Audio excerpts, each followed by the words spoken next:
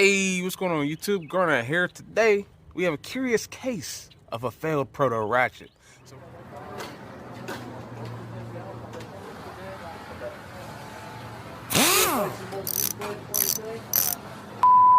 This is not the ratchet I reviewed a few years back. No. It was borrowed because, after all, who actually wants to buy something from Proto? But in all seriousness, I ended up grabbing my own because it was a decent half-inch drive fine-tooth ratchet. And if it's good in half-inch drive, it ought to be good in 3/8, right? Wrong. Check this out. Guys ripped the plug off a bottom of this tank here. Gonna run it back in. That's the Proto. So, well, yeah, she's good and properly done. We'll take that thing, we'll get it on a workbench, and we'll see what happened inside. But in the interim, guess who's got to come out? Oh no, the Snap-on.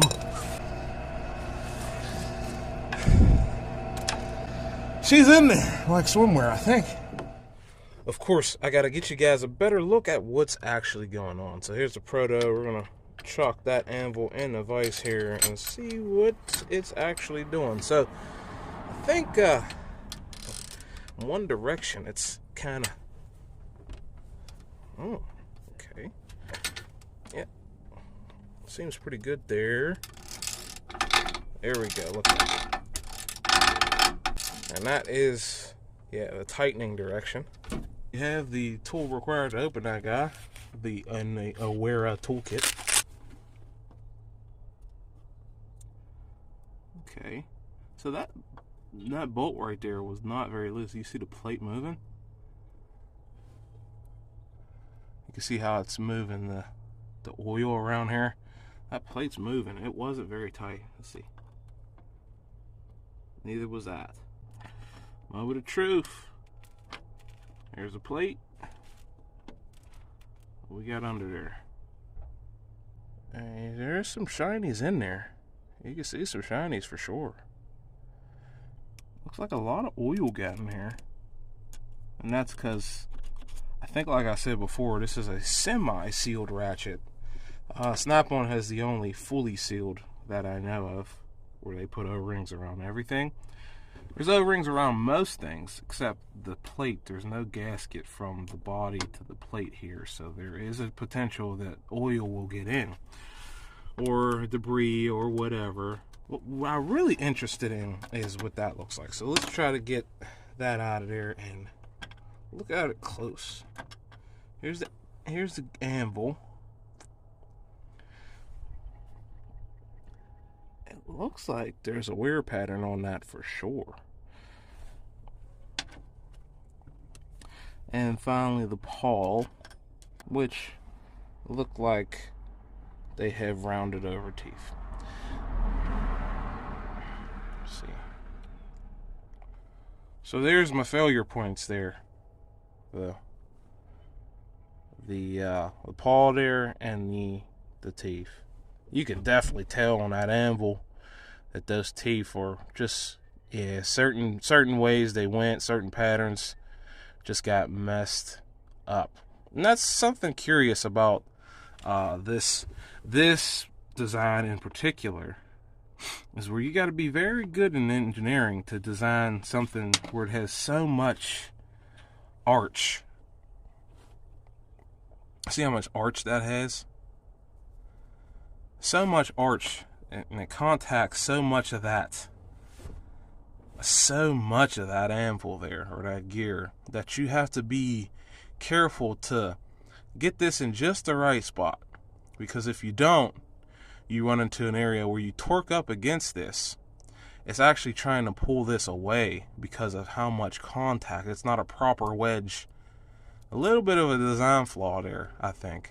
It's not a proper wedge to have teeth over here as well, because once you get over there, the force to go backwards, or when you torque something up, that's actually trying to push this out. So if you imagine the body of the housing would be right here, what's actually going on is this is trying to do this every time you put force on it. this is what I, in my non-engineering mind, I guess I should clarify that I'm not an engineer, but that's what it seems like. You know, I've known engineers. I've had, you know, my stepdad was an engineer, so it seems like when you torque up pretty good against the case, the teeth would contact this edge better than this edge, and it would kind of be counterintuitive or counterproductive, because when you're torquing, it wants to, you know, that gear wants to pull away from these teeth, and the body is stopping that, but you have this ramp here, which probably allows just enough movement down to make sure that you're only contacting this half or this portion of the teeth, which inevitably looks like it made that gear fail. As you can see, that snap-on jumped in and handled what this couldn't, so with more leverage and everything. And you know, you put the same rebuild kit in one of those as you do, you know, the standard handle. So the anvil set, or the gear set in a snap-on ratchet, is not different because of the length. So that mechanism was clearly able to take more abuse than this one. So I guess it's a little bit of a failure analysis to tell, you know, Mac Tools or Proto or Stanley Black & Decker that you gotta take another look at this one, because something's a little bit off. Yeah, I could probably show that better like this. As you can see how that gear pushes back every click, and there's a 17 tooth engagement, and this is the highest, among the highest I've ever seen. The tendency to push that back, how it works, and you see that ramp there in the corner where it grabs the body of the ratchet. Since that's a ramp, I think, and not a solid corner, when you torque up against this wants to push that side away. It's trying to slightly push that piece down, since they decided to put a ramp right there, or a you know, like half circle, or that radius edge right there.